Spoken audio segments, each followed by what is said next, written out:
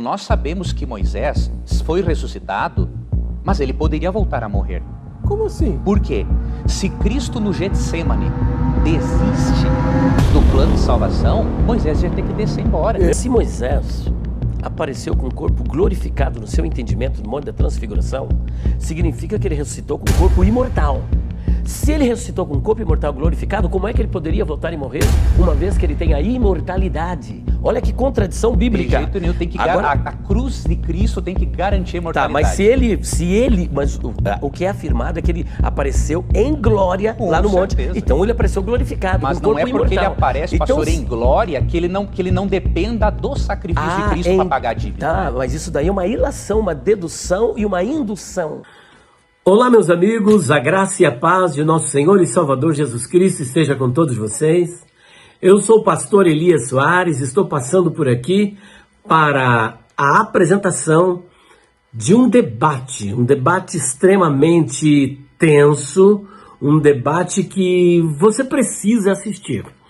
E esse debate aconteceu no programa Vejam Só, e teve como mediador o reverendo Heber Coccarelli. E, como você já pôde ver no início, houve uma polêmica, uma polarização muito grande acerca de um tema extremamente relevante, importante para ser debatido, que é a suposta ressurreição de Moisés. De um lado estava o professor Leandro Quadros, que, diga-se de passagem, uma pessoa muito preparada para o debate, com uma didática muito boa, uma pessoa extremamente preparada para o debate. E por outro lado, estava eu, debatendo, saindo em defesa da não ressurreição de Moisés, porque nós não acreditamos que Moisés tenha sido ressuscitado. E o que piora nessa questão é que o professor Leandro Quadros, ele segue os ditames daquilo que está escrito na literatura da senhora Ellen White, principalmente no livro Primeiros Escritos, página 164, no livro também História da Redenção, O Desejado de Todas as Nações e outras literaturas escritas pela senhora Ellen White. Mas é importante salientar também que não é somente essas literaturas da senhora Ellen White que diz isso. A literatura adventista, de um modo geral, sai em defesa da suposta ressurreição de Moisés. Por exemplo, eu tenho um comentário adventista do sétimo dia, escrito em espanhol, onde ali eles fazem uso das literaturas da senhora Ellen White, que vale aqui uma nota, conforme vocês verão, que o professor Leandro Quadros defende que essas literaturas têm o mesmo grau de inspiração da Bíblia Sagrada. Em outras palavras, ele acredita piamente que a senhora Ellen White foi inspirada pelo Espírito Santo para escrever o que ela escreveu. Portanto, como você verá, é um debate assim bem interessante. Em alguns momentos um tanto acalorado, tanto da minha parte quanto da dele, mas eu creio que você vai gostar, porque aqui cada um teve oportunidade para expor a sua linha de pensamento, ou melhor, aquilo que cada um acredita acerca do tema da suposta ressurreição de Moisés. A finalidade deles defenderem, por exemplo, essa suposta ressurreição de Moisés é para negar a imortalidade da alma, que é, diga-se de passagem, uma doutrina cristalina defendida, inclusive, pelo Senhor Jesus Cristo em Mateus, capítulo 10, versículo de número 28, onde ele diz: "E não temais os que matam o corpo, mas não podem matar a alma." Logo, o que o Senhor Jesus Cristo está apresentando é que a alma é imortal. Mas o professor, em vários momentos, ele acaba entrando ali em contradições, porque nós trouxemos, por exemplo, argumentos que ele apresentou em seus vídeos e que depois ele teve que desfazer desses argumentos. Chegou a dizer que Moisés foi glorificado, está no céu, e se Cristo desistisse da obra do Calvário, Moisés teria que descer do céu. Gente, pelo amor de Deus, como é que Jesus ia desistir de ir para a cruz e depois de Moisés ter o seu corpo imortal, incorruptível e glorificado, descer do céu? Bom, eu dei apenas esse spoiler, como você já viu logo no início, mas você terá, então, uma interação desse debate assistindo este vídeo. Eu já peço que você deixe o seu like, compartilhe o nosso vídeo, procure compartilhar esse vídeo, deixe o seu like, deixe o seu comentário aqui, ó, você se for hater, você está livre para fazer o comentário desde que seja respeitoso, sem ofensa pessoal. Então trate tudo dentro do respeito e comente, deixe a sua linha de pensamento, aquilo que você acha deste debate. Para você então que está aí na sintonia conosco, um bom debate, Deus abençoe, em nome do Senhor Jesus. Meu Deus e meu Pai, abençoa cada um dos teus filhos que vierem assistir esse vídeo, que eles possam crescer no conhecimento e na graça de nosso Senhor Jesus Cristo. Amém. Deus abençoe sua vida e até o próximo vídeo, se Deus quiser. Paz e graça para você ligado nessa emissora. Começamos agora o seu programa de reflexão, entrevistas e debates de todas as noites. Hoje, mais uma vez, nós vamos discutir um versículo do livro de Judas. É um livro da Bíblia, do Novo Testamento, bem curtinho, mas olha, o que ele tem de polêmica não é brincadeira.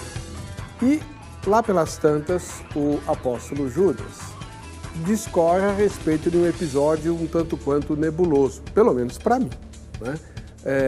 A gente sabe que o Pentateuco narra a morte de Moisés e que ele foi sepultado de uma maneira muito misteriosa pelo próprio Deus, porque ninguém nunca encontrou a sepultura de Moisés. Pois é, no livro de Judas, o apóstolo refere-se a uma disputa entre o anjo de Deus e Satanás, né? Miguel, o arcanjo, e Satanás. E o texto discorre sobre a discussão que houve entre esses dois seres.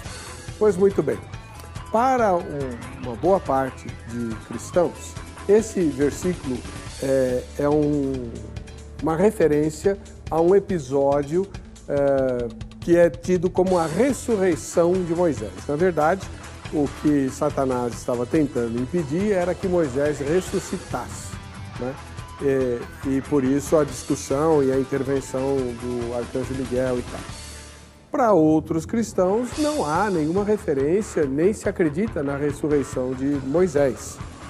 Ele vai ressuscitar quando a última trombeta tocar e todos os mortos ressuscitarem para o juízo final e tudo mais. Pois bem, não é de hoje que nós recebemos um monte de sugestões e de solicitações de telespectadores, tanto os que creem quanto os que não creem na ressurreição de Moisés, pedindo para pautar esse tema. E nós sempre quisemos fazê-lo. O problema é encontrar debatedores à altura e com gabarito para fazer esse debate e que topem vir ao programa. A gente sabe que o nosso cachê de 5 milhões de reais é um cachê muito baixo e que muita gente esnoba. Então, foi muito difícil, mas hoje nós conseguimos. E quando você vir os debatedores, vai querer gravar em fita de ouro o programa. Está no ar? Vejam só.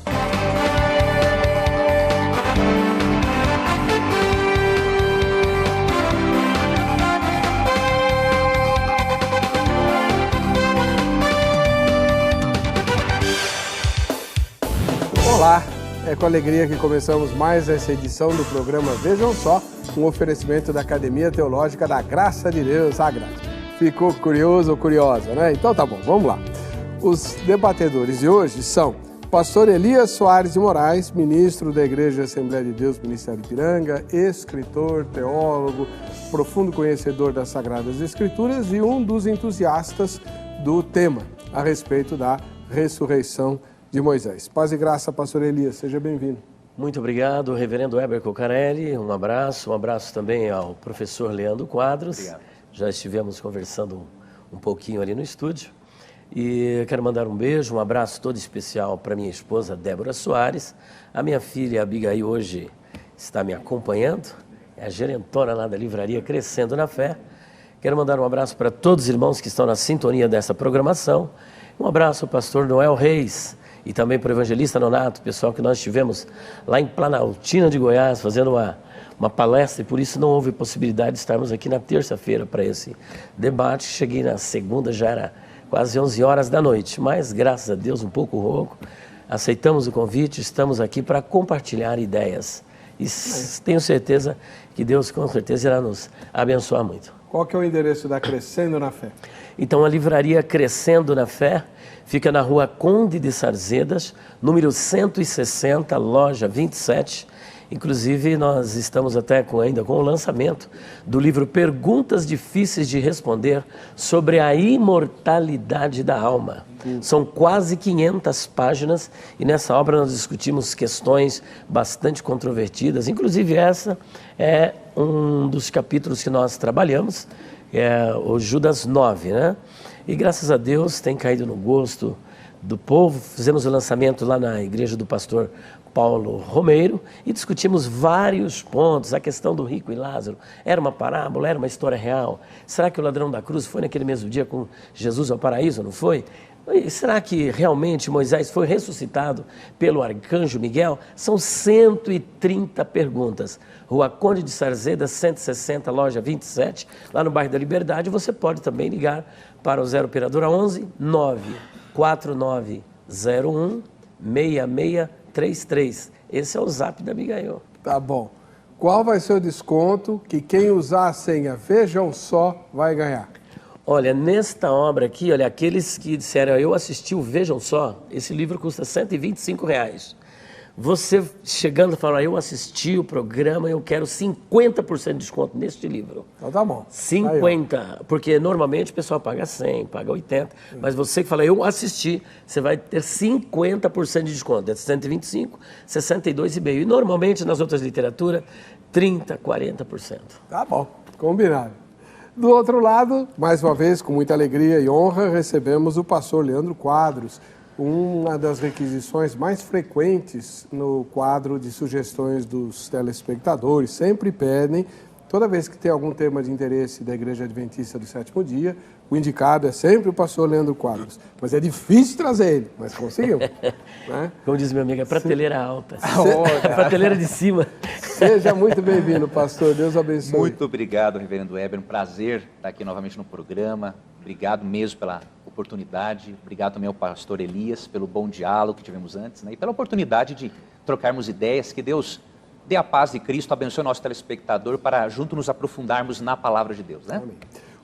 O senhor é líder de alguma igreja local? Não, pastor. No momento, reverendo, eu apresento um programa na Mira da Verdade e o Lições da Bíblia, então eu fico exclusivamente trabalhando na Novo Tempo. Como é que a gente assiste ao programa? O programa nosso na Mira, ele é ao vivo nas segundas e quartas à noite. Na Sky, canal 14, na NET, canal 184 e em alguns lugares também tem o canal aberto, né? Então, 9 da noite, segunda e quarta-feira, é um programa ao vivo de respostas a dúvidas bíblicas. Então, nós temos, reverendo, uma coisa interessante, nós temos até, pastor, um grupo muito grande de irmãos espíritas que acompanham o programa. E um dia desses eu recebi um depoimento muito interessante. Ela escreveu assim, olha, fez a pergunta, né? Mas antes ela falou assim, eu era médium espírita e hoje, por causa do programa, eu sou uma cristã. Amém. Então, é gostoso a gente ver o resultado da palavra alcançando as pessoas, né? Parabéns, eu de vez em quando sintonizo, né? Obrigado. E percebo que o irmão sempre termina o programa com uma pequena palavra de reflexão, né? Isso é muito, muito interessante e sempre feito de uma forma muito eficiente. Parabéns. Muito obrigado pelo carinho. É isso. Seja bem-vindo. Vamos ver a matéria que apresenta o tema e voltaremos com o debate no Vejam Só. O Vejam Só irá debater no programa de hoje uma grande controvérsia. Moisés ressuscitou? Sim ou não? O texto de Judas 9 fala sobre isso. Para darmos início nesse debate, precisamos começar daquele ponto onde todos concordam. Assim, teremos base para aplicarmos as diferentes posições sobre o assunto. O texto bíblico de Deuteronômio 34, versículo 5, declara que Moisés morreu e foi enterrado por Deus. Assim, morreu ali Moisés, servo do Senhor, na terra de Moabe, segundo a palavra do Senhor. Aqui fica muito claro que Moisés, mesmo forte e com vigor, foi recolhido por Deus para cumprir com a palavra do Senhor, dizendo que Moisés veria a terra prometida, porém nela não entraria. Como segundo ponto, temos o texto de Judas, versículo esse que é a base para o nosso debate de hoje. Vamos ler esse texto, livro de Judas, versículo 9. Contudo, o arcanjo Miguel, quando contendia com o diabo e disputava a respeito do corpo de Moisés, não se atreveu a proferir juízo infamatório contra ele. Pelo contrário, disse: o Senhor te repreenda. Nesse versículo reside a nossa questão de hoje, pois a afirmação de que depois dessa disputa Moisés ressuscitou nasce da leitura desse trecho. Essa tese seria confirmada depois, no episódio da Transfiguração, narrada nos evangelhos de Mateus, Marcos e Lucas. Vamos ler o trecho que está em Mateus, capítulo 17, versículo 3. E eis que lhes apareceram Moisés e Elias, falando com ele. O fato de Moisés aparecer ao lado de Elias e ambos conversarem com Jesus dá a confirmação que Moisés verdadeiramente ressuscitou dentre os mortos, já que não faria sentido a aparição de um espírito. A cena foi tão real que Pedro imediatamente propôs a construção de 3 tendas, uma para Jesus, uma para Moisés e outra para Elias. Porém, essa não é a opinião de todos, já que para alguns teólogos o texto de Judas não traz essa afirmação, mas em uma análise do texto e do contexto, dizem que é uma advertência para a igreja, principalmente contra os falsos mestres e doutrinas, que estavam causando dissensões. Para esse grupo, a melhor harmonização desse texto de Judas com os demais textos bíblicos é que Moisés estava morto quando Miguel disputou o seu corpo, e que assim permanecerá até o dia da ressurreição dos justos. Vamos agora nos aprofundarmos no tema, ouvindo a opinião dos nossos convidados. Heber, é com você aí no estúdio, um ótimo programa para todos. Muito bem, vamos lá. A gente tem uma regra aqui no programa, sempre o mais velho começa, né? Então, pastor Elias, com certeza o senhor é mais experiente do que o pastor Leandro Quadros, né? O senhor entende, na sua primeira fala, o senhor entende que Judas 9 pode referir-se à ressurreição de Moisés? Bom, reverendo e telespectadores, é importante salientar que essa passagem de Judas 9 encontra-se também num livro pseudoepigráfico, conhecido como Testamento de Moisés ou Ascensão de Moisés. Obra essa que, de acordo com a comunidade acadêmica, se perdeu, foi corrompido os textos. E eles entendem que os 2 livros tratam-se do mesmo livro. Esta obra, por exemplo, de Judas, foi escrita por volta do 1º século, mais precisamente na metade, por volta do ano 65 da era cristã, ou seja, bem no início ainda da igreja, né? E sendo escrito nesta época, a finalidade de Judas, na verdade, não era falar nada acerca da suposta ressurreição de Moisés, que não há aqui nesse texto nenhuma margem para esse tipo de compreensão. Judas está escrevendo sobre uma matéria chamada soteriologia, que nada mais é do que a doutrina da salvação, mas de repente ele se vê na necessidade de combater, pela fé que uma vez foi dada aos santos, um problema emergente na igreja, que havia alguns indivíduos com pelo menos 3 características. Eles eram sensuais, e incrédulos e rebeldes, e não respeitavam as autoridades superiores. A fim de dissuadir essa argumentação premente ali que estava graçando na igreja, ele usa de um recurso literário da comparação, conhecido na comunidade rabínica como Kal Vachomer, onde o maior é colocado contra o menor.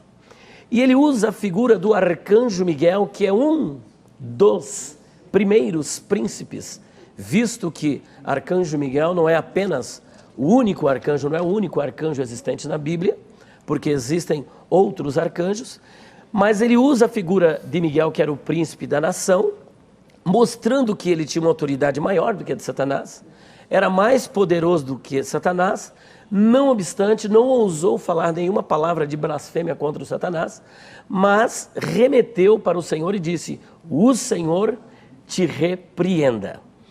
Então veja que se o arcanjo Miguel não ousou, nesta contenda, nessa controvérsia, promulgar nenhum juízo infamatório contra Satanás, por que que esses líderes, que são muito menores do que os anjos, são cheios de empáfia, de arrogância e querem afrontar as autoridades superiores?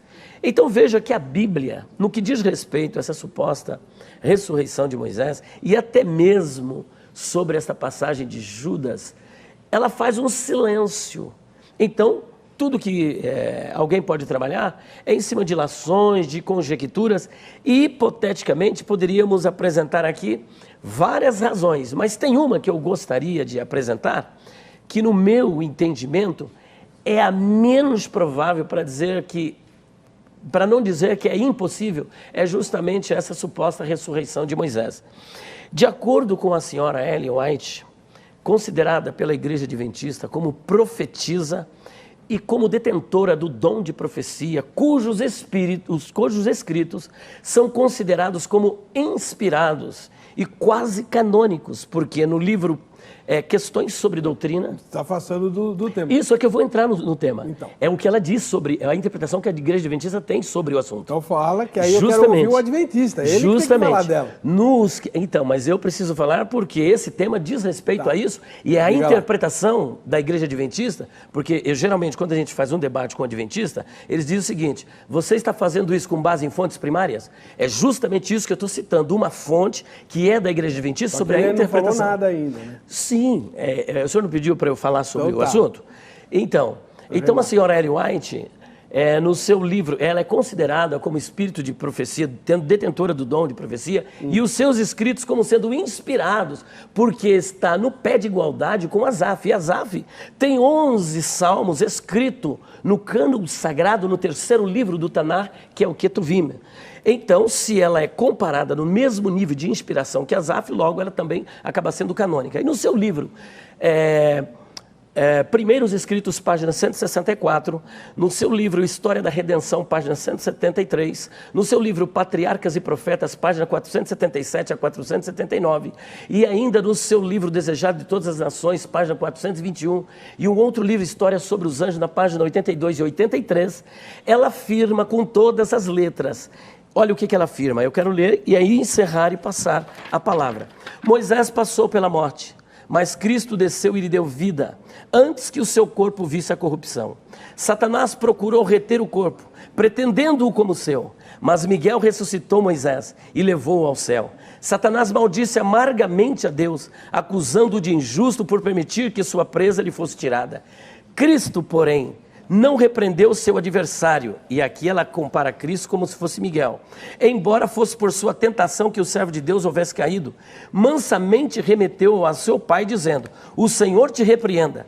A afirmação acerca da ressurreição de Moisés pode ter a sua origem em duas fontes. Primeiro, o argumento do apelo à autoridade. Mas Adam Clarke disse. Mas Matthew Henry disse. Mas Calvino também disse. Isso aí? Não, veja, agora é a refutação que eu estou fazendo. O argumento de literatura fora da Bíblia, literatura apócrifa, heterodoxa. Um dos grandes problemas... Vamos ouvir o pastor Leandro, certo, que é adventista e que tem mais autoridade para falar da doutora Ellen White. Nem sei se ele vai usar o argumento dela. Né? E aí depois você entra na refutação. Nós estamos levantando a questão primeiro. Certo. Então, mas eu não disse o que eu penso. Falou. Eu falei o que ela pensa. Falou muito. Eu disse o que ela pensa, né? E que está errado. Isso, e um dos grandes problemas é justamente porque se Moisés foi ressuscitado pelo arcanjo Miguel antes que seu corpo visse a corrupção, nós temos um problema. Quem é as primícias dos que dormem? Paulo, em 1 Coríntios 15, 20 e 23, diz que é Jesus, mas a Igreja Adventista diz que foi Moisés. Agora, você, telespectador... Será que ela fala mesmo? Fala. Vamos lá, pastor Leandro Quadros, da Igreja Adventista do Sétimo Dia. Agora o senhor responde a mesma pergunta. Judas 9 refere-se à ressurreição de Moisés? Por quê? Vamos dar as razões, reverendo. Primeiro, só para esclarecer uma coisinha, até uma coisa importante para um debate futuro, nós não colocamos Ellen White, como o pastor afirmou, na mesma categoria de Asaf, mas na categoria dos profetas não canônicos de 1 Crônicas 29, 29 e 2 Crônicas 8, 29, 9, 29, né? Então nós cremos que ela foi inspirada, mas ela é uma profetisa não canônica. O nível de inspiração, nós cremos que é o mesmo da Bíblia, porque não queremos, por exemplo, o Espírito inspira um menos o outro. Ou seja, ou é o Espírito ou é o diabo. Agora, a autoridade doutrinária é da Bíblia.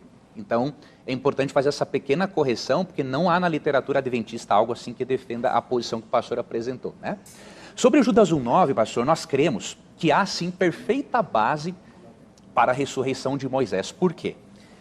Primeiro ponto, quando diz o texto bíblico que Miguel disputou sobre o corpo de Moisés, a palavra disputa, no grego, ela tem uma força que tem a ver com uma demanda legal. Então, o que nós cremos? É muito pouco uma discussão, simplesmente, por exemplo, quem vai ficar com o corpo. É como se Satanás estivesse acusando, por exemplo, a Cristo da seguinte maneira, né? Veja bem, você vai levar ele para o céu ressuscitado, mas ele é um assassino, ele é um pecador. E quando Miguel remete a Deus Pai para que o repreenda nessa demanda legal, aí nós percebemos o seguinte, a graça de Cristo, demonstrando o seguinte, não importa as acusações de Satanás, Cristo levou Moisés para o céu como uma espécie de cheque pré-datado, e ele pagou isso na cruz. Quanto ao argumento da autoridade, veja, eu vou citar aqui algumas pessoas, mas eu queria só destacar uma coisa para o nosso telespectador. É muito importante termos em mente o seguinte, quando eu cito esses teólogos, pastor, não é para assim dizer, por exemplo, o Leandro se baseia no argumento da autoridade. Não, é para refutar uma alegação dos críticos. Eu não estou dizendo que o pastor faz isso. Mas os críticos alegam o seguinte, que Ellen White é herege por crer na ressurreição de Moisés. Agora, o que eu acho estranho, reverendo e pastor Elias, é, por exemplo, dizer que Ellen White é herege. Agora, não se fala, né, que Matthew Henry é herege, não se fala que Adam Clarke é herege, não se fala que a Bíblia de Estudo de Genebra é herege em defender a ressurreição de Moisés, e eu vou mostrar isso. Não se fala que a Bíblia Scofield é herética por defender a ressurreição de Moisés. Então, o que eu digo para o telespectador? Não é obrigado a concordar com a ressurreição de Moisés. Agora, acusar Ellen White de heresia, sendo que outros têm crença parecida, eu já acho que é uma tendenciosidade. Certo? Todas essas referências que o senhor citou mencionam a crença na ressurreição de Moisés? Tem, reverendo. Eu até vou pegar aqui algumas citações muito interessantes. Por exemplo, começa pela Bíblia de Genebra. Vamos à Bíblia de Genebra. Olha que interessante. Lógico, aqui em Judas, ela não dá um posicionamento. Mas comentando Lucas 9, olha que interessante que a Bíblia de Genebra defende a nota de rodapé. E eu gosto muito dessa Bíblia. Até a Igreja Adventista tem a Bíblia Andrews e tudo, mas eu me apego muito a essa Bíblia de estudo. Eu gosto muito da teologia reformada também, né? Então, o que a Bíblia Genebra fala, por exemplo, do episódio de Marcos? Marcos capítulo 9 diz o seguinte: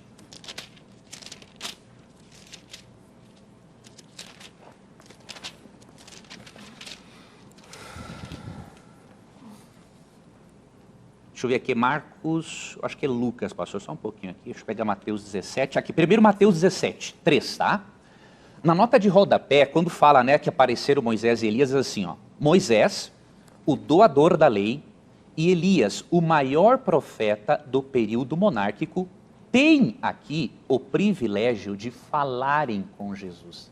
Eles não admitem a hipótese de o termo, por exemplo, Rorama, se referir a uma visão simbólica. E aí continua, de acordo com Lucas 9:31, eles discutiram sobre a iminente morte de Cristo. E agora, olha a nota de Lucas 9:31, né, que complementa esse pensamento. Então, como eu falei, reverendo e pastor Elias, lógico, o telespectador não é obrigado a concordar, mas não pode atribuir heresia a Ellen White, sendo que outros pensam assim também.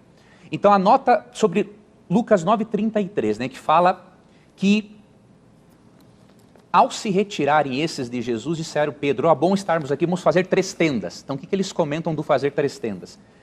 Pedro queria prolongar essa experiência ao sugerir a construção das tendas para acomodar e possivelmente deter os visitantes celestiais.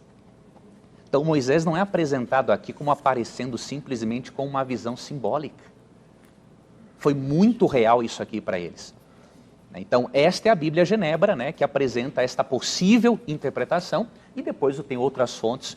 E só para finalizar, pastor, uma outra coisa importante sobre Judas 1,9, Geza Vermes, que é uma grande autoridade em pseudoepigrafia judaica, ele diz que para os judeus que leram Judas 1,9, eu até posso ler a citação também, eles entendiam que Moisés tinha sido ressuscitado. Era a crença para eles que tanto Moisés quanto Isaías tinha ressuscitado.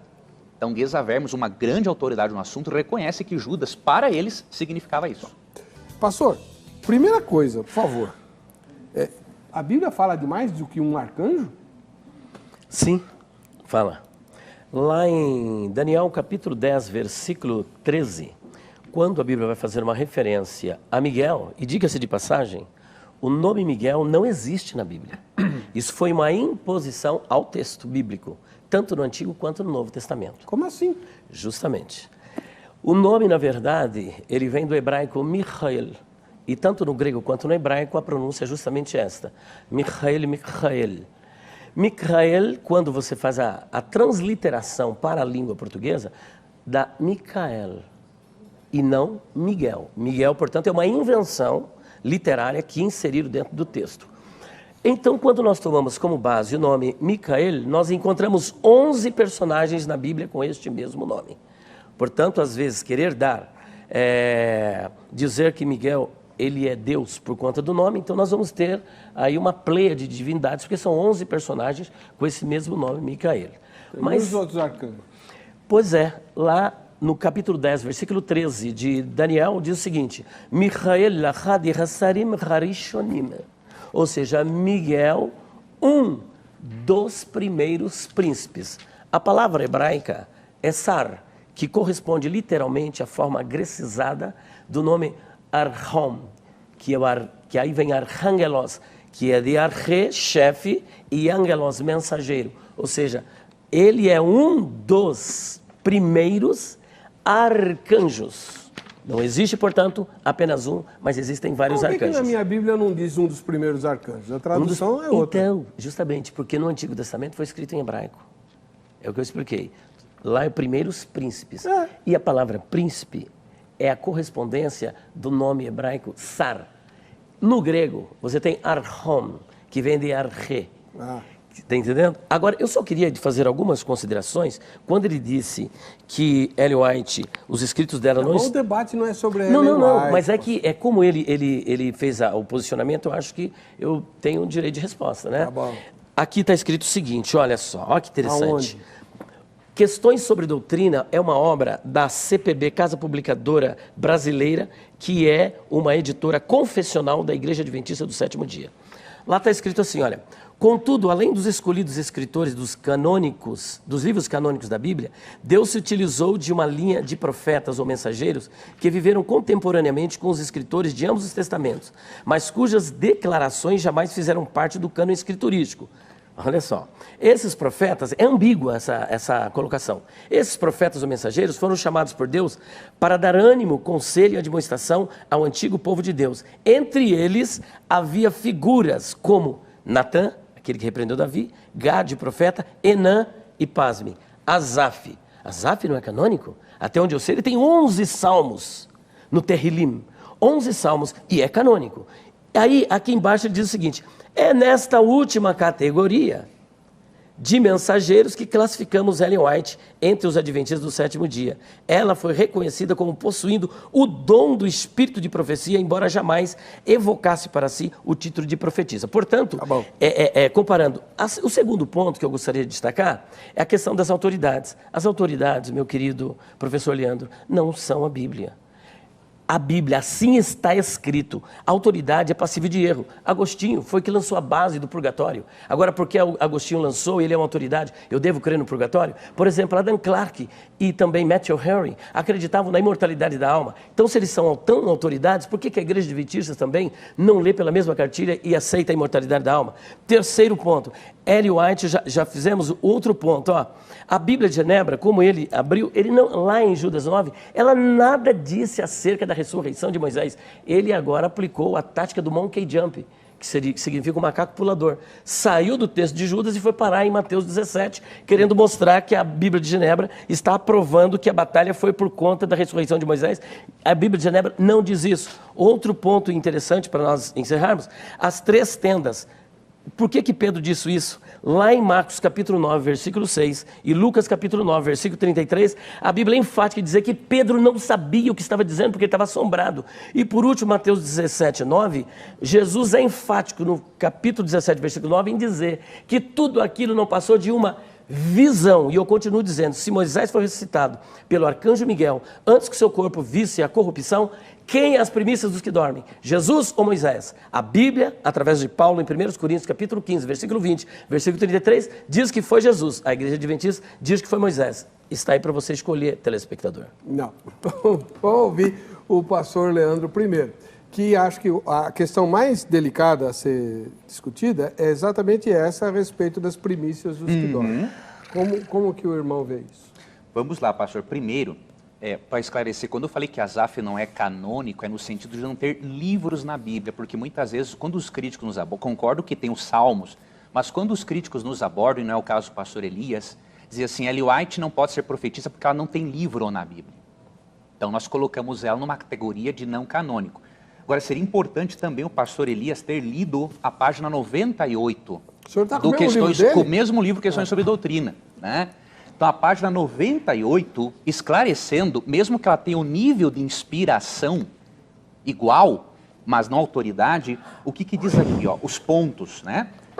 Não consideramos os escritos de Ellen White uma adição ao cano sagrado das Escrituras, não julgamos de aplicação universal como é a Bíblia, e o terceiro ponto, não o consideramos no mesmo sentido das Escrituras Sagradas. E aí até eles colocam uma citação de Ellen White no Primeiros Escritos, página 78, que ela fala assim, recomendo buscar ao leitor a Bíblia como única regra de fé em prática. Então é importante ler também essa página aqui. Agora vamos para a questão das primícias. Pastor e reverendo, em relação às primícias... Pastor, pode, reverendo? Então tá bom. Ó, em relação às primícias, eu vou ter que, mais uma vez, concordar com a Bíblia de Estudo de Genebra. Por quê? Faça bom uso. Primeiro, mesmo que em Judas não fale da ressurreição direto, mas pelos termos que eu expliquei, demanda legal, é óbvio, tinha uma coisa mais importante em disputa do que um corpo morto. Mas eu citei Lucas 9 para mostrar, até para o pastor Elias perceber, que em Lucas 9 dá a base. Né, mesmo que a Bíblia não fale. O que a Bíblia de Genebra fala sobre Cristo ser as primícias? Né? Interessante, mesmo que o termo primícia se refira em vários textos, como eu vi no livro do pastor Elias, a um primeiro em ordem cronológica, em relação a Cristo, em 1 Coríntios 15, a Bíblia de Estudo, e até tem outras fontes aqui, não considera isso em ordem cronológica. E vamos ver o que diz aqui a Bíblia de Genebra. Primícias, essa metáfora se baseia na ordenança do Antigo Testamento, que pedia aos israelitas para trazerem um molho das primícias da vossa messe ao sacerdote. Levítico 23:10. Essa oferta indicava o reconhecimento por parte do ofertante de que toda a colheita pertencia a Deus. Assim, isso aqui é interessante, Paulo utilizou essa expressão para enfatizar, por exemplo, que os cristãos, ao receber um Espírito, recebiam a garantia de sua ressurreição futura. A questão aqui é que a ressurreição de Jesus e a ressurreição dos cristãos não são coisas separadas, desconectadas. Então o termo primícias aqui não é um primeiro em ordem cronológica, mas é uma metáfora para dizer o seguinte: ele é as primícias porque da ressurreição dele depende a vida de todos. É como, por exemplo, Colossenses 1,18. Diz que ele é o primogênito dos mortos. Mas não é o primeiro morto numa ordem cronológica, é o primeiro na importância, né?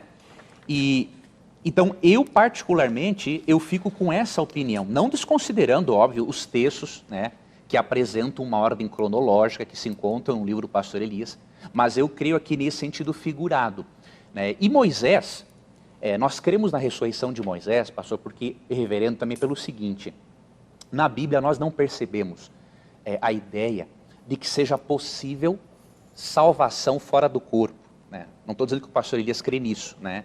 Ele crê na visão simbólica e tudo mais, mas eu já comentei com alguns estudiosos, né?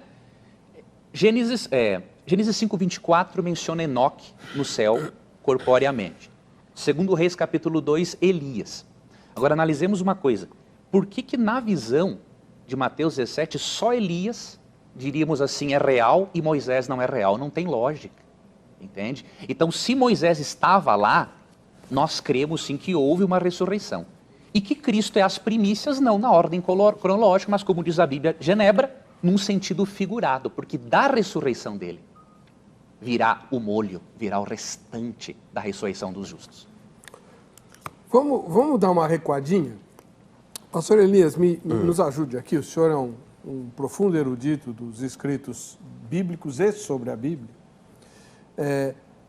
Uma das coisas que a gente devia ter feito e não fez, né, é dizer, Judas 9 fala sobre uma disputa entre Moisés, entre Satanás e o arcanjo Miguel, certo? Exatamente o que aconteceu ali? O senhor disse que essa é uma citação de um livro pseudoepígrafo. Nós temos mais informação nessa literatura pseudoepigráfica a respeito do que teria havido ali, que é para o telespectador e a telespectadora entenderem, né? Eles estavam discutindo por causa do corpo de Moisés, a troco de quê? A Igreja Adventista tem uma boa razão. Satanás estava querendo impedir a ressurreição de Moisés. Os que não creem na ressurreição de Moisés explicam essa discussão com base no quê? Bom, se o senhor me permite, eu só queria fazer alguma consideração em cima da palavra dele e já vou entrar e trabalhar essa questão. Ele disse que o nível de inspiração de Ellen White é igual. Mas nós não estamos discutindo Ellen White. Mas é que pode confundir o meu telespectador. Um futuro sobre isso. Faz parte. O nível de inspiração é igual. Não concordo. Não fala, veja só, da ressurreição direta em Judas. Ele admitiu, isso é muito bom, que ele disse que a Bíblia de Genebra não admite. Ele declinou também quanto à questão de Ellen White, considerando que realmente Asaf tem 11 livros nos Salmos. Isso é muito bom. A questão sobre as primícias. Eu acho que a Bíblia de Genebra precisa passar por uma revisão. Claro. Precisa, inclusive, neste sentido. Esse é o grande problema das Bíblias de estudo. Justamente. Quem segue as Bíblias de estudo e não segue as línguas originais, acaba entrando nesse grande problema. Mas eu vou, então, falar sobre isso e depois quero fazer uma alusão a uma fala dele no YouTube, num canal que ele tem, acerca deste assunto. Bom. Tá dentro do assunto. Quantos minutos eu tenho? Espera um pouquinho. Tá. Dá Vamos tempo, lá, né? pastor. Dá. Bom, veja bem, no programa Na Mira da Verdade, do dia 30/3/2016, ao responder a pergunta de um telespectador acerca de 1 Coríntios 15:23, onde Paulo afirma que Jesus é as primícias dos que dormem, afirmação essa que deixou o telespectador confuso pelo fato da Igreja Adventista sustentar a ressurreição de Moisés com o corpo glorificado, a alegação essa que contradiz a Bíblia Sagrada, uma vez que ela, em lugar algum, diz que Moisés foi ressuscitado por quem quer que seja. O nobre professor Leandro Quadros, que é o apresentador do referido programa, deu uma resposta fazendo a seguinte afirmação. Olha lá. Vou fazer uma análise com o nosso irmão para ele perceber que muitas coisas que o pessoal escreve na internet sobre o assunto, o pessoal escreve as coisas, infelizmente, sem fazer uma análise atenta do texto bíblico. Por quê? Se nós vamos negar a ressurreição de Moisés, porque 1 Coríntios 15:23 fala que Cristo é as primícias, temos que negar mais ressurreições. Por exemplo, o filho da viúva de Sarepta, em 1 Reis 17, ele foi ressuscitado, bem antes de Cristo. Isso é a afirmação dele. Lázaro, em João capítulo 11, Jesus ressuscitou Lázaro. Então, se vamos negar a ressurreição de Moisés porque Cristo é as primícias, então nós temos que rasgar das nossas Bíblias 1 Reis 17 e vamos rasgar também João capítulo 11. Então veja, meu irmão, antes de Jesus, ele continua dizendo, antes de Jesus ressuscitou o filho da viúva de Sarepta, de acordo com 1 Reis 17 e Lázaro em João 11. Então isso nos mostra uma coisa, o termo primícias está sendo compreendido de uma maneira errada. Primícias não significa sempre, olha, isso é legal, sempre, ou primeiro, em ordem cronológica. Vamos analisar 1 Coríntios 15, 20 e 21. Esses dois versos, que fazem parte do mesmo contexto, nos ajudarão a entender o verso 23. Mas, de fato, Cristo ressuscitou dentre os mortos, sendo ele as primícias dos que dormem. O verso 21 vai nos dar uma luz agora. Visto que a morte veio por um homem, também por um homem veio a ressurreição dos mortos. Aqui está o porquê de Cristo ser chamado as primícias. Ele não é chamado as primícias porque é o primeiro, numa ordem cronológica. Ele é chamado de as primícias dos que ressuscitaram, por ser ele o mais importante, por meio dele que todas as ressurreições são possíveis. Então, Paulo fala de Cristo, que Cristo é as primícias dos que dormem, simplesmente ele está ensinando que Cristo é o ser mais importante dentre os que dormem, porque através da morte e ressurreição de Cristo, todas as outras ressurreições são possíveis. Por isso, meu amigo, assim como o termo primícias não nega a ressurreição do filho da viúva de Sarepta, que foi antes de Cristo, e nem a ressurreição de Lázaro, que também foi antes de Cristo, não nega a ressurreição de Moisés. Essa foi a gravação do professor Leandro Quadros. Agora... O senhor concorda que o senhor gravou Concordo, isso? Foi o que eu disse e o que eu até li aqui na Bíblia de Estudo, né? Então, sinceramente, vamos aguardar o raciocínio, porque eu não entendi o porquê de repetir vamos o que eu agora. havia dito. Peraí, Né? só um instantinho. Ô, pastor, não tem como comparar a ressurreição de pessoas que morreram novamente com a ressurreição de quem não vai morrer mais. Concordo plenamente, É pastor. isso que Pois é. estranho. Não, isso eu concordo plenamente. Sabe qual é o detalhe, pastor? É que muitas vezes pensa-se que Cristo é o primeiro numa ordem cronológica, mas a gente quer insinuar que não é na ordem. Eu quero explicar mas isso. Mas a importância Posso realmente... explicar isso aí? Por exemplo, claro, pastor, Moisés, por exemplo, nós sabemos que Moisés foi ressuscitado, mas ele poderia voltar a morrer. Como assim? Por quê? Se Cristo no Getsemane desiste do plano de salvação, Moisés ia ter que descer embora. Meu Elias Deus. também, Né? Enoque Elias também. Então, nós cremos que a ressurreição de Cristo é especial, sim, não podemos comparar com as outras, eu só citei num nível cronológico. Então, assim como Cristo, ele é das primícias porque ele morreu, ou melhor, que ele ressuscitou e ele não volta a morrer mais, nós não o igualamos com Moisés por ele ser ressuscitado, por quê? Porque Moisés poderia morrer ainda, se Cristo não cumpre o plano na cruz, já era. Com licença. Vai lá. Agora o senhor deixou a deixa que eu precisava. Vamos lá. Ora, se Moisés apareceu com um corpo glorificado no seu entendimento no monte da transfiguração, significa que ele ressuscitou com um corpo imortal. Se ele ressuscitou com um corpo imortal glorificado, como é que ele poderia voltar e morrer, uma vez que ele tem a imortalidade? Olha que contradição bíblica. De jeito nenhum, tem que Agora, a cruz de Cristo tem que garantir a tá, imortalidade. mas o que é afirmado é que ele apareceu em glória Com lá no monte. certeza. Então ele apareceu glorificado, Mas com o não corpo é porque imortal. ele aparece, Então, pastor, em glória, que ele não dependa do sacrifício de Cristo para pagar a dívida. Tá, mas isso daí é uma ilação, uma dedução e uma indução. Não, agora veja bem, perfeitamente então deduzível do já texto tem um bíblico, problema sério. Se ele volta a morrer, então ele já não é corpo imortal, não é corpo glorificado, já é um outro entendimento. Então se ele foi para o céu sem ter o corpo glorificado, então ele estava comendo arroz, feijão, devia ter um bom banheiro para ele lá no céu. Bom, continuando. Apesar dessa exposição, a sua argumentação pode ser classificada como, primeiro, deducionista, é um argumento filosófico de Aristóteles, e também induzista, porque parte de uma dedução, ou seja, o seu argumento é construído a partir de uma dedução. E, ao mesmo tempo, tenta induzir o telespectador a erro, visto que a Bíblia, nossa única regra de fé, doutrina, prática e fonte de autoridade, não diz em nenhum lugar que Moisés ressuscitou. Veja que as duas ressurreições de Lázaro e a do filho da viúva de Sarepta estão devidamente registradas na Bíblia. 1 Reis, conforme o senhor citou, capítulo 17, e João, capítulo 11. Mas e a de Moisés? Onde está escrito com essa clareza? Em que passagem da Bíblia está registrado esse episódio?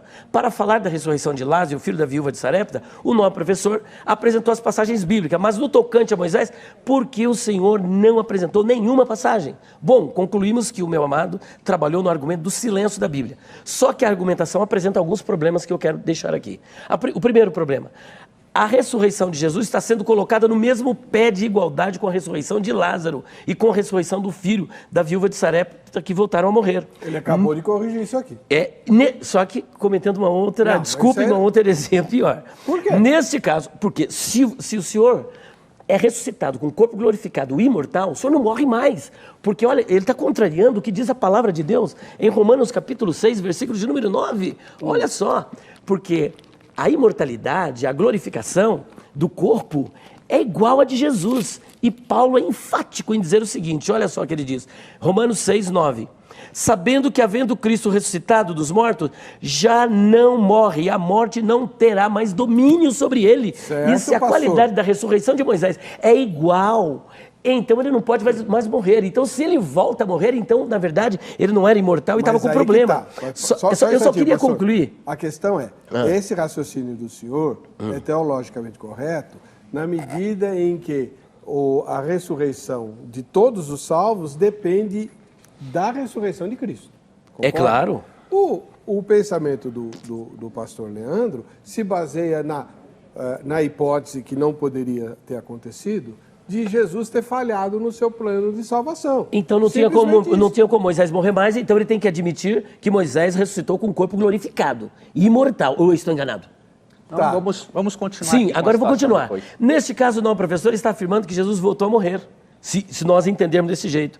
E batendo de frente com a Bíblia que afirma que Jesus ressuscitou para nunca mais morrer. Como assim voltou a morrer? Onde que ele falou? Não lembro isso? de ter Se comparar, porque veja bem o que ele disse, é só a gente acompanhar o raciocínio.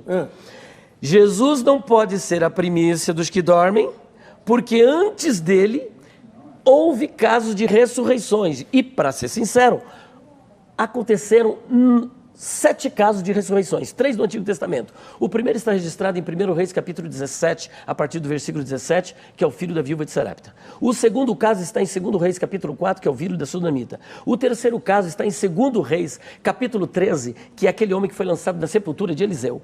O quarto caso aconteceu em Marcos, capítulo de número 5, que é a Talita, que foi ressuscitada, que é a filha de Jairo. O quinto caso é o filho da viúva de Naim, que está em Lucas capítulo 7, versículo de número 11. O sexto caso está em João capítulo 11, que é a ressurreição de Lázaro. Só que todas estas ressurreições, eles voltaram a morrer. Então dizer, Jesus não é a primícia porque teve ressurreições antes dele, é comparar a ressurreição de Jesus com a ressurreição desse pessoal. Só que esse pessoal voltaram a morrer. Eles voltaram a morrer. Mas então, isso nós acabamos de esclarecer. Sim, mas eu quero deixar isso mais claro, óbvio, ululante e gritante. De que a ressurreição de Jesus é diferente da ressurreição dessas pessoas, porque ele ressuscitou com um corpo glorificado para nunca mais morrer. O senhor concorda e com por isso? isso ele é as primícias dos que dormem. O pastor Leandro concorda. Plenamente. Então tá. Olá, meus amigos, eu sou o pastor Elias Soares e tenho uma boa notícia para você. A notícia é a grande Mega Master Blaster promoção que eu trouxe para você que está assistindo o programa Fora da Caixa. Bom, eu tenho um kit promocional. Perguntas difíceis de responder. Com quem se casou Caim? Onde esteve Jesus dos 12 aos 30? O que era o espinho na carne de Paulo? O que é a blasfêmia contra o Espírito Santo? E por que esse pecado não pode ser perdoado? Além deste, eu trouxe para você esse aqui, olha aqui, interessante. Jefté sacrificou sua filha?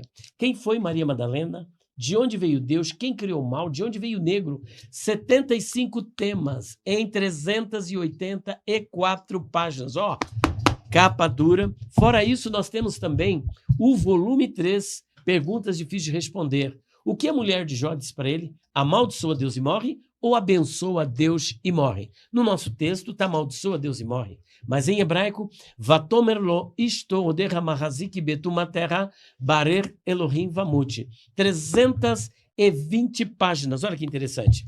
Fora isso, nós temos esta obra aqui, Os Pregadores Dizem, mas a Bíblia não diz. A Bíblia não diz que o nome de Saulo foi mudado para Paulo. A Bíblia também não diz que Noé amaldiçoou seu filho. A Bíblia não diz que o galo cantou 3 vezes. Gente, 328 páginas. Fora isso, nós temos ainda um outro livro que não está aqui, mas faz parte do kit, que é Perguntas Difíceis de Responder sobre a imortalidade da alma. 480 páginas falando sobre a vida após a morte, a questão do ex-ladrão na cruz, do rico e Lázaro e muitas outras questões. E além dele, nós temos este aqui também sobre escatologia, e aqui eu vou dizer para você porque eu não sou pós-tribulacionista, porque na visão pós, por ocasião do arrebatamento, a igreja não vai para o céu, e isso contraria tudo que Jesus disse em João capítulo 14, 1 a 13. 100 questões em 486 páginas. Além deste, dicionário de palavras, expressões, interpretação e curiosidades bíblicas. Aqui tem uso, tem costume, tem cultura, tem etimologia de nomes de pessoas, rios, vales, montes, deuses, ainda no grego, hebraico, latim, aramaico, tem predestinação, livre-arbítrio, direito romano ligado ao cidadão do império. Só esta obra, sem o desconto, custa 360. Hoje você vai levar ela com 1.168 páginas, sobre a imortalidade da alma, este aqui sobre escatologia, os pregadores dizem, mais o volume 3, mais o volume 2, mais o volume 1, tudo por apenas R$ 480 no Pix, ou 10 parcelas no cartão de crédito de R$ 54. Só que você levando este kit completo, você vai ganhar um curso de hebraico. Olha só, não é só esse módulo ilustrado. Você vai receber 12 videoaulas, vai receber ainda um áudio, uma Bíblia hebraica em áudio, onde um rabino está narrando a Bíblia, todo o Antigo Testamento, de Gênesis a Malaquias. Bereshit bara Elohim et hashamayim ve'et haaretz. Ele narra. E tem o áudio do livro. Só esse curso custa 680. Tudo por 480 no Pix ou 10,54. Olha, para você que gostou e quer adquirir este kit, me chame no WhatsApp. 11 94901 6633. 11 94901 6633 ou também no WhatsApp 11 93279 3001.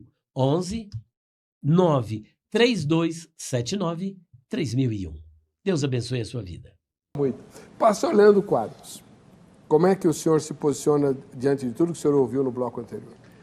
Primeiro, lógico, muito respeito ao pastor Elias, eu não usei do argumento indutório e tudo mais, porque eu creio em Romanos 12, 1 e 2, o nosso culto tem que ser racional, né? Então, o texto pode não dizer claramente uma coisa, mas se o texto nos induz, como diz o ditado, para um bom entendedor, meia palavra basta. Uhum. Então, não é possível crer que Jesus conversou com Elias real e Moisés já não era tão real assim, né?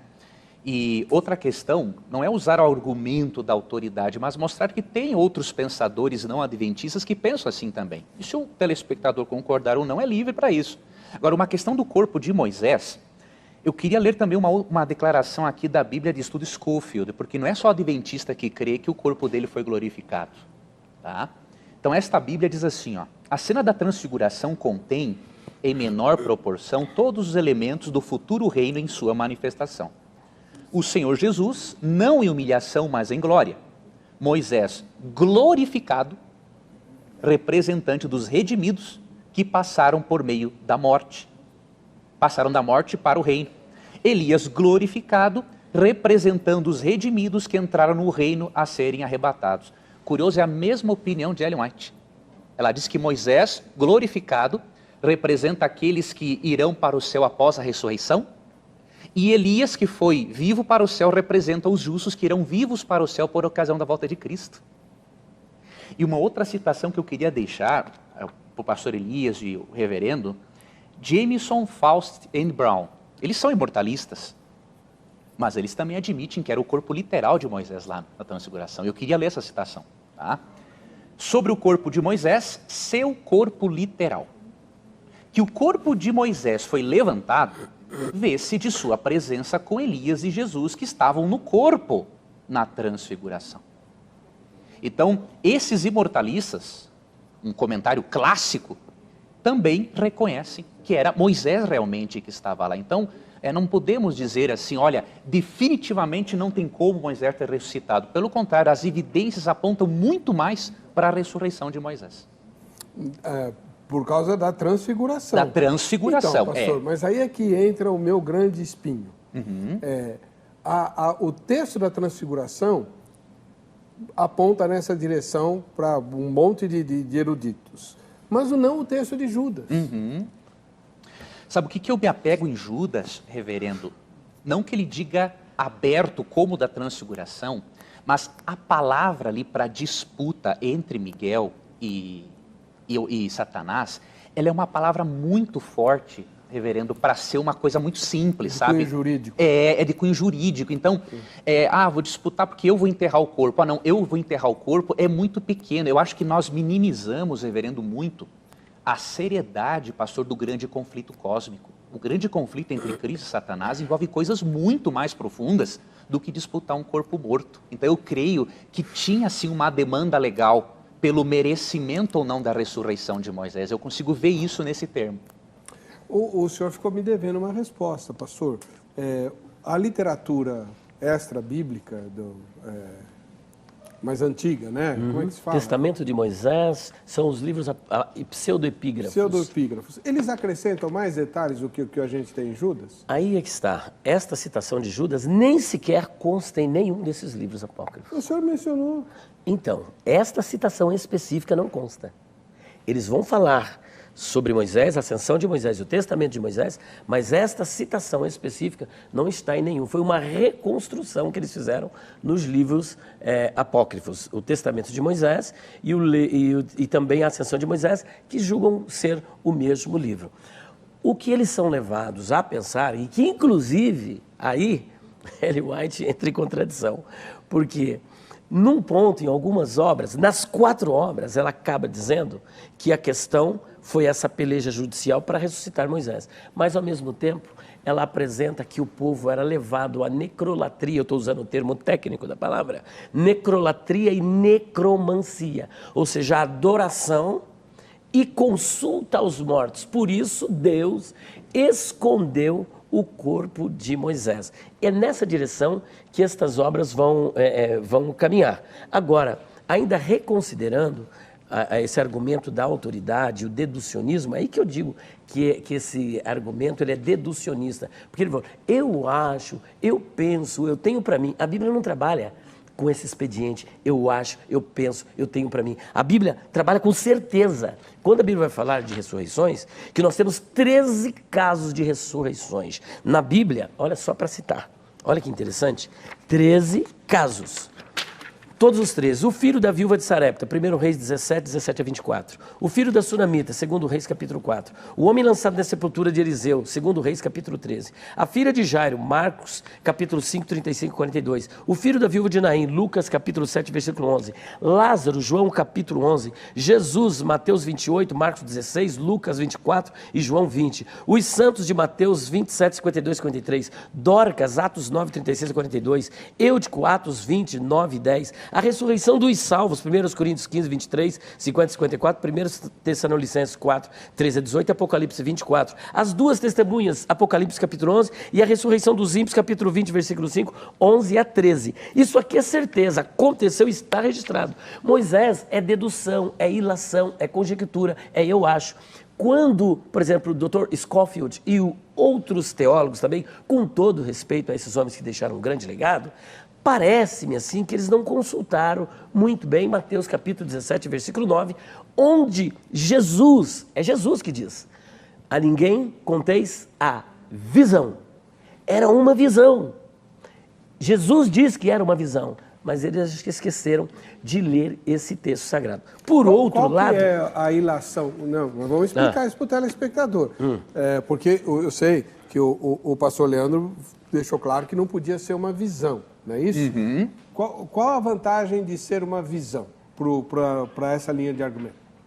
A vantagem de ser uma visão é que a Bíblia não diz que Moisés ressuscitou. Nós não podemos afirmar com certeza aquilo que a Bíblia não diz com clareza. Independentemente de qualquer desdobramento ou consequência, eu não posso impor uma ideia ao texto. Isso chama-se exegese e não exegese. Mas eu não estou entendendo a dificuldade.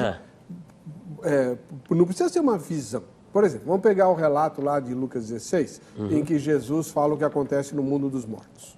Certo? Muito bem. Você tem lá diálogos de pessoas que não ressuscitaram, concorda comigo? Elas não ressuscitaram, elas estão lá falando. Então, não pode se tratar do mesmo gênero de coisa, porque foi uma transfiguração. O mundo espiritual se abriu diante dos olhos de Pedro, Tiago e João e de Jesus. Pois é, eu continuo afirmando que é uma visão porque a Bíblia não diz que foi real. A minha implicação é afirmar que Moisés foi ressuscitado pelo arcanjo Miguel. Isso é uma afirmação. Quando a Bíblia não diz, e por isso eu digo, é uma ilação. Agora eu vou explicar o porquê que é uma visão. Primeiro, a palavra visão, ali no texto grego, vem de chorama. As 12 vezes que esta palavra, que este vocábulo, aparece na Bíblia, em todas as vezes implica em uma visão sobrenatural, em algo sobrenatural. A primeira citação que está nos evangelhos sinóticos, que trata-se de um rapax legomenon, porque nos evangelhos sinóticos aparece apenas uma vez, é uma visão. Nas demais passagens, por exemplo, em Atos capítulo de número 9, versículo 10 até o versículo 12, olha que curioso, Paulo está lá na rua direita, na casa de Judas, e o Senhor encontra-se, fala com Ananias em uma visão e diz, olha Ananias, eu quero que você vá até a rua direita, a casa de Judas, porque tem um cidadão de Tarso, o nome dele é Saulo e ele está orando. E numa visão, ele via você chegando e impondo as mãos sobre ele. Ora, ele via Ananias, mas ele nunca viu Ananias. Ananias estava ali, mas numa visão. Outra passagem bem interessante. Atos capítulo 16, versículo de número 9. Antes desta passagem bíblica, o apóstolo Paulo queria, por sua própria conta, ir para a Ásia pregar o evangelho. O Espírito de Cristo o impediu. Depois ele queria ir para Bitínia, mas também foi impedido. Quando, de repente, na noite, no versículo 9, ele teve uma visão em que um varão macedônio vinha conversar com ele. Então, o fato de, nesta visão, Moisés e Elias estar conversando com Jesus, não implica negativamente no fato disso ser uma visão, porque Paulo também teve a mesma coisa. E é importante nós recordarmos que a palavra grega que aparece ali no versículo de número 3 é hofte, o verbo. E a ideia é de que a visão foi trazida até eles, assim como o varão macedônio foi trazido até Paulo e conversou com Paulo e fez um pedido para Paulo, passa a Macedônia e ajuda-nos. A pergunta é, aquele varão estava em carne e osso ali, de forma tangível, para que Paulo pudesse tocar nele? Não, porque foi uma visão. Uma outra passagem bem interessante está em Atos capítulo 12, onde Pedro está sendo liberto da prisão pelo seu anjo, e ele não sabia que era real, a palavra grega ali, aletheia, realidade, tangível, mas ele imaginava que fosse uma visão. Então, todas as ocorrências do vocábulo chorama no Novo Testamento implicam necessariamente a uma visão sobrenatural e não a um ato tangível. Então, a minha implicação é que a Bíblia não diz. Por que eu vou impor uma ideia que a Bíblia não está dizendo? Para o senhor, por que é tão real e não visão? Tem um pensamento que diz assim, nem tudo que é lógico é verdadeiro, nem tudo que é verdadeiro é lógico. Então, apesar de ter sido lógico o que o pastor disse, não é correto, não é verdadeiro. Por quê? Vamos lá. Primeiro, em Atos 7,31, a palavra para visão não se refere simplesmente a uma visão não palpável, não real, né? Então, em Atos 7,31 diz assim, Moisés, porém, diante daquela visão, ficou maravilhado. E aproximando-se para observar, ouviu-se a voz do Senhor. Moisés viu algo realmente na sarça. E esse mesmo termo, chorama, ele aparece em Mateus 17. Então, uma diferença muito grande, por exemplo, entre a visão de Paulo em Atos 16 e a de Mateus 17. Paulo não ficou batendo papo com a visão. Jesus transfigurado conversou com Moisés. É muito diferente. E outro detalhe interessante, um geógrafo grego, reverendo chamado Pausanias, ele usava a palavra Horama, né, em referência para descrever, fazer uma descrição geográfica da Grécia. Então, mesmo que tenha um sentido assim simbólico, o sentido primário de Horama é literal. Por exemplo, a palavra panorama. Panorama, de Horama, é algo real, é o que eu estou vendo, não é uma coisa assim simplesmente simbólica. E para fechar esse pensamento, eu quero deixar mais uma citação, dessa vez é de Norman Champlin, sobre esse assunto. Alguns intérpretes não aceitam a aparição objetiva desses homens, mas acham que o acontecimento foi um tipo de visão que dispensava a presença literal dos mesmos. Mas a maior parte dos intérpretes compreende corretamente que eles realmente apareceram. E não há razão alguma para que se negue a possibilidade de tal aparição. A palavra visão, como visto anteriormente, não equivale à fantasia e não implica em que tal acontecimento não tenha incluído a presença autêntica de Moisés e Elias.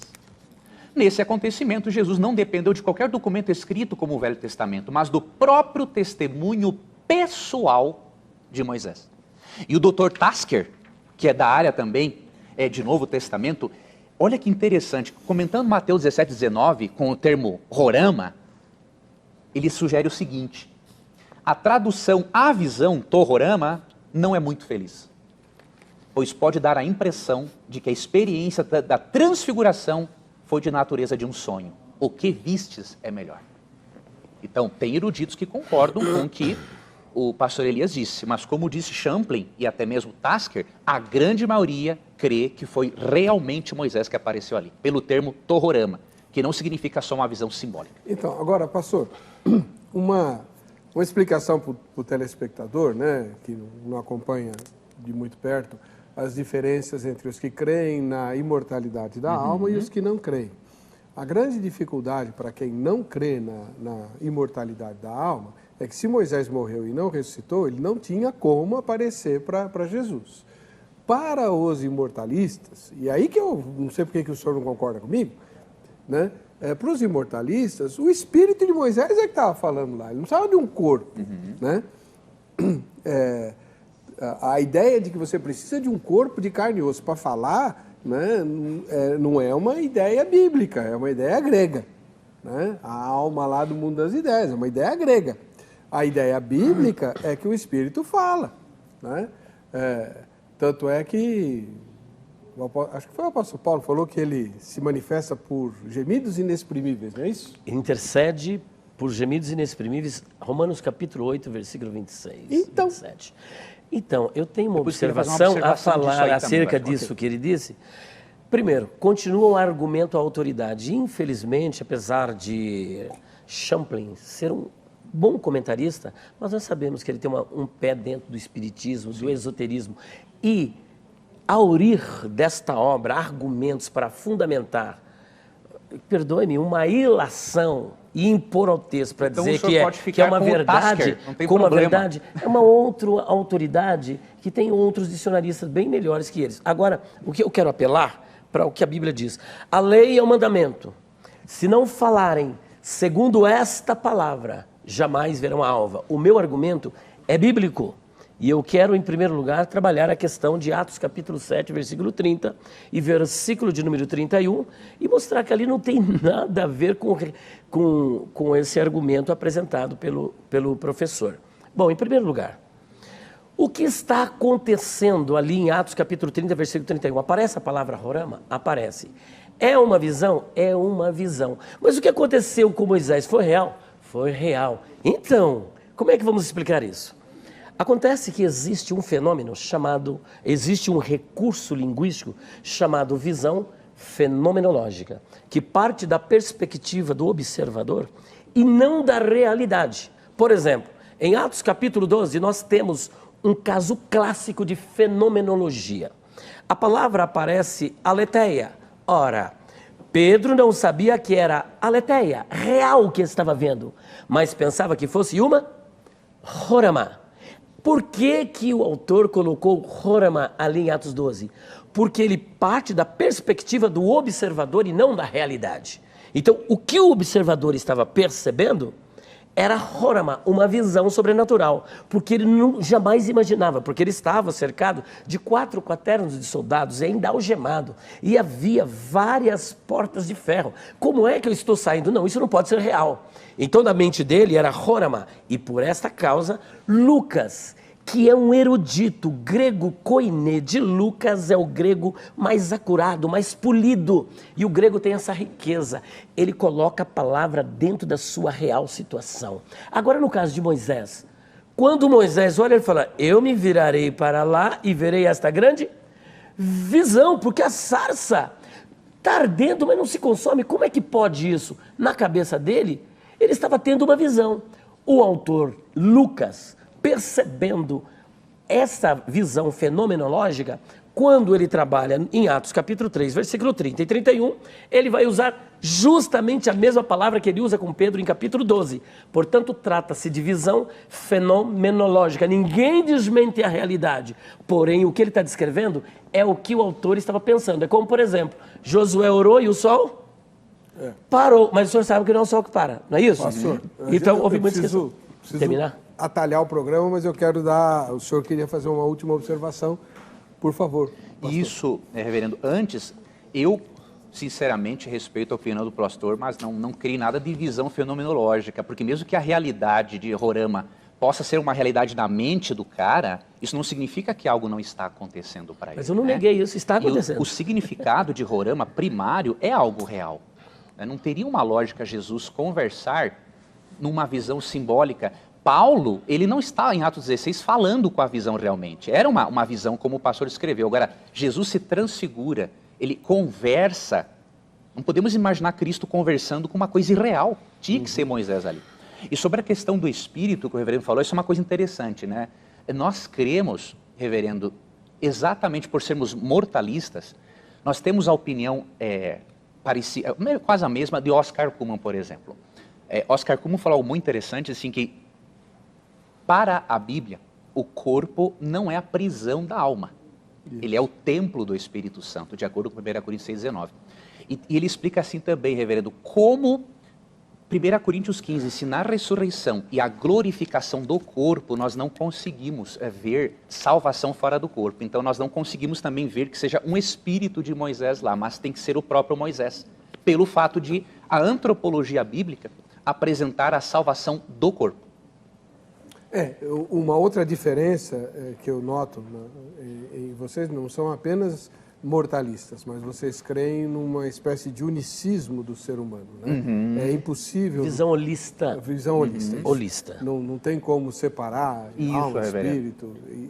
Então, morreu tudo, reviveu tudo. Tudo, exatamente. Perfeito. Agora, o grande problema de Oscar Cullmann é que ele não é bem entendido pela maioria das pessoas que leem as suas obras. Acabou o tempo, pastor. Porque ele está combatendo a imortalidade do ponto de vista da perspectiva platônica que concebia uma alma incriada. E não é isso que o cristianismo ortodoxo crê.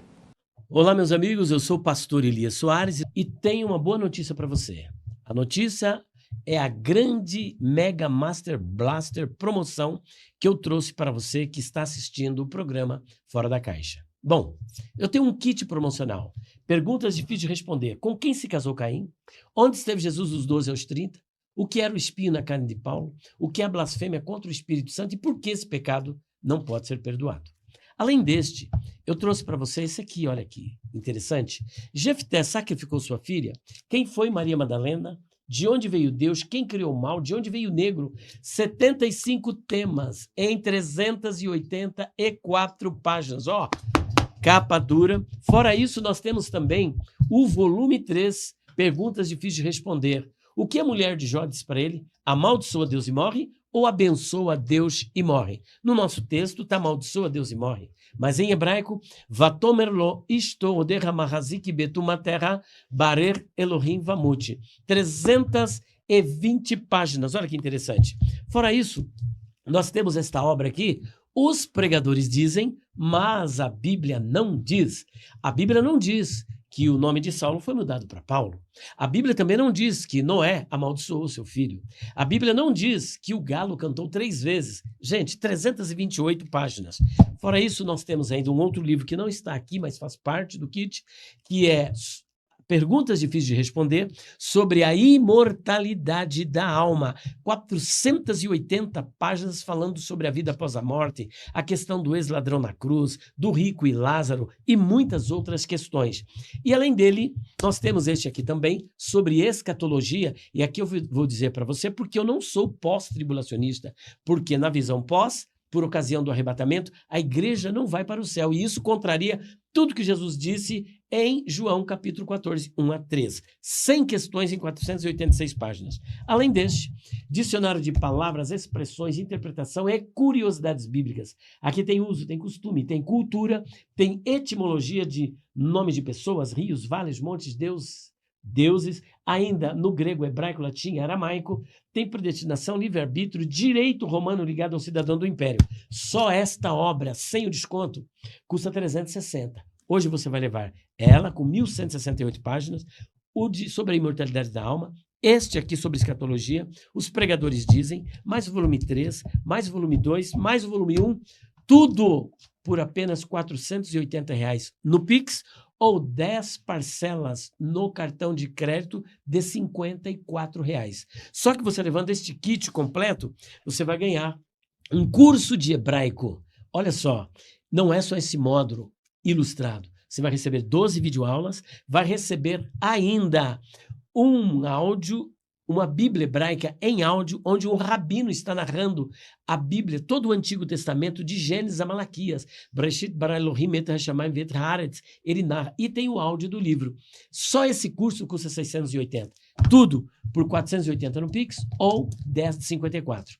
Olha, para você que gostou e quer adquirir este kit, me chame no WhatsApp. 11 94901 6633.